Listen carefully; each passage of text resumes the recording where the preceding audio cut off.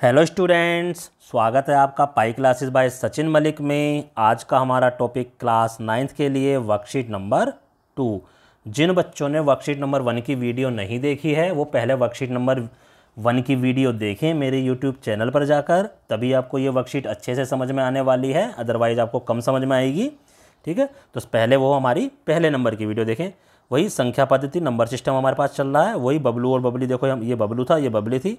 तो बबली कह रही है बबलू देखो यहाँ दो तरह के नंबर हैं, आओ अब इन दो तरह के नंबरों में अंतर समझते हैं। अंतर क्या है? देखो सबसे पहले यहाँ दे रखा 2.5। अब देखो इसके बारे में यहाँ क्या आ रही है, अरे इस संख्या का दशमलव प्रसार रुक गया। रुक गया का मतलब 2.5, 5 के बाद कोई अंक नहीं आ रहा ना, तो दशमलव के बाद इसका प्रसार रुक गया है। ठीक है, अब ये वाला नंबर देखो, इसके बाद इसमें अरे यह नंबर तो चलता ही जा रहा है, 3 बार बार आता जा रहा है। यहाँ दशमलव के बाद 3 बार बार खुद को दोहरा रहा है। ठीक है, हो सकता है 3 दोहराए, हो सकता है दशमलव के बाद ऐसे आए 3 1 3 1 3 1 3 1 एंड सो ऑन। तो यहाँ पे क्या दोहरा रहा है अपने आप को? 3 1 आपस में दोहरा रहा है, यानी एक डिजिट भी रिपीट हो सकता है, 2 डिजिट भी हो सकते हैं, 3 डिजिट का मतलब अंक। अब यहाँ देखो जो 2.5 है, यानी ये वाला नंबर और ये वाला नंबर, इनको हम इस तरह से 25/10 कर लिया, इसको काटा, 5 5 25, 5 दूनी 10, तो 5/2, तो ये P/Q की फॉर्म में लिख दिया। यानी इन नंबरों को हम P/Q की फॉर्म में भी लिख सकते हैं। आइए साथ के साथ इधर वाला भी समझ ले क्या क्या दे रखा है हमें। देखो ये नंबर है हमारे पास, ठीक है, ये चलता जा रहा है, रुक ही नहीं रहा। अरे इस नंबर का ना तो अंत हो रहा है और ना ही अंकों का कोई समूह खुद को दोहरा है, ना तो इनका अंत हो रहा है, ना ही इसमें कुछ रिपीट हो रहा है। जैसे यहाँ 3 बार रिपीट हो रहा है, देखो कुछ भी रिपीट नहीं हो रहा है, ना तो एक अंक, ना 2 अंक, ना 3 अंक, ना कोई ग्रुप। ठीक है, आगे कहता अरे इस तरह के नंबर को हम P/Q के रूप में भी नहीं लिख सकते हैं। तो यहाँ पर हमने ये 2 लाइन पढ़े, देखो दोनों में अंतर आ गया। इस तरह नंबर को हम P/Q के रूप में भी नहीं लिख सकते हैं। आगे चलते हैं और देखो आगे कहता अब इस तरह के कुछ और नंबर ये दे दिए हमें।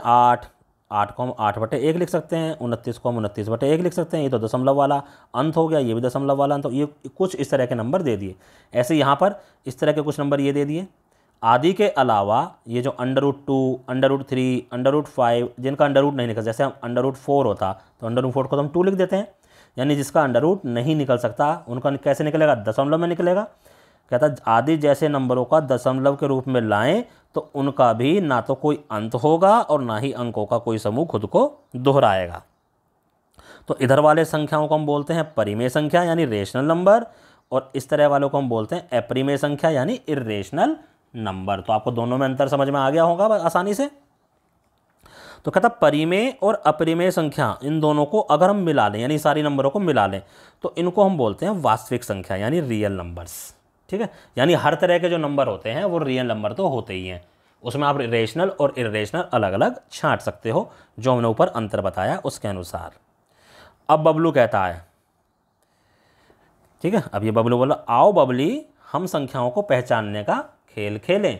ऊपर हमने संख्या पता तो लगा ली क्या क्या होती हैं, कौन सी वास्तविक होती हैं, कौन सी परिमेय होती हैं और कौन सी अपरिमेय होती हैं।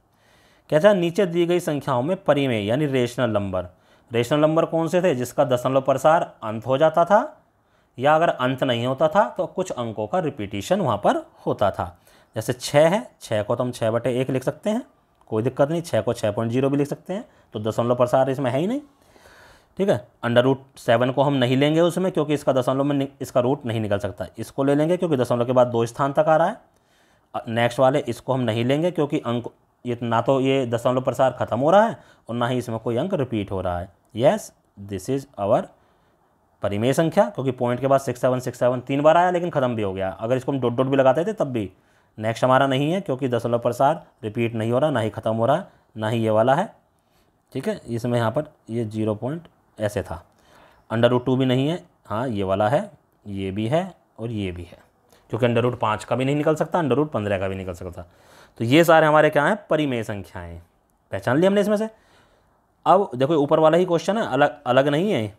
जो मैंने ऊपर सर्कल कर दिए उनके अलावा जो बच गए अब वो अपरिमेय हैं। जैसे √11 इसका नहीं निकल सकता, इसमें कुछ रिपीट नहीं हो रहा, इसमें भी कुछ रिपीट नहीं हो रहा, इसमें भी कुछ रिपीट नहीं हो रहा। √2 हो गया, √5 हो गया और √3 हो गया। ये सब क्या है? अपरिमेय संख्याएं। क्यों? क्योंकि या तो ये रूट वाली हैं जिनका रूट नहीं निकल सकता है, या ये दशमलव वाली हैं जिनका दशमलव कभी ख़त्म नहीं होता और ना ही उसके बाद अंकों का रिपीटिशन होता है। अब देखो नीचे दी गई संख्याओं में वास्तविक संख्याओं को खोजिए। वास्तविक संख्याएं अगर तुमसे खोजने को कह दे तो सारी संख्याएं हमारी वास्तविक ही होती हैं, या तो रेशनल होंगी या रेशनल होंगी, दोनों को मिला दिया जाए तो वास्तविक। ये सब की सब हमारी वास्तविक संख्याएं हैं। कोई भी संख्या अगर मैं यहाँ लिख दूँ, मैंने यहाँ लिख दिया √93, ये कैसी संख्या है? ये वास्तविक संख्या। वास्तविक संख्या तो इसका नाम है ही। अब वास्तविक संख्या के अंदर तुम पहचान सकते हो कि ये परिमेय है या अपरिमेय है। तो बेटा इस तरह ये तीनों क्वेश्चन आपको अपनी कॉपी में करने हैं, उनकी एक साफ सी फोटो खींचनी है और अपने अपने टीचर को व्हाट्सएप पर सेंड करनी है। धन्यवाद।